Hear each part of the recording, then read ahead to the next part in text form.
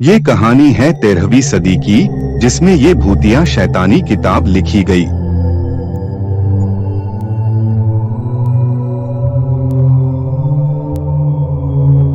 मठ में एक इंसान कुछ सीखने आया था।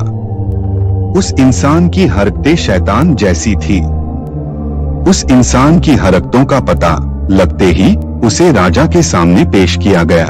राजा उसे अपने गुनाह कबूल करने की आज्ञा देता है।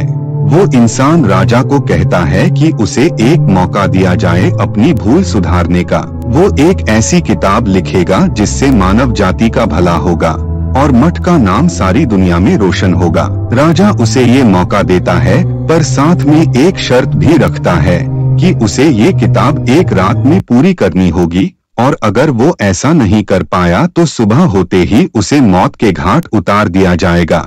वह इंसान शर्त मंजूर कर लेता है और राजा को शुक्रिया कहकर वह से चला जाता है।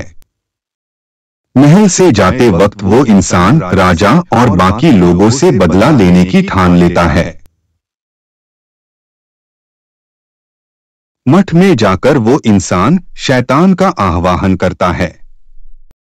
बहुत प्रयास करने पर भी शैतान खुश नहीं होता और न सामने आता है। तब वह इंसान अपना आखिरी पैतरा आजमाता है।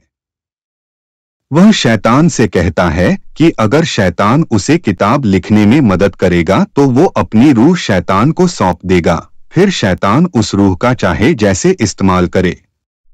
यह बात सुनकर शैतान प्रकट हो जाता है और उसे किताब लिखने में मदद करने का वादा करता है।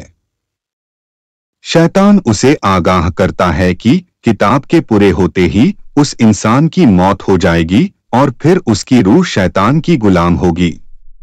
वह इंसान शैतान की बात मान लेता है और किताब लिखना शुरू करता है।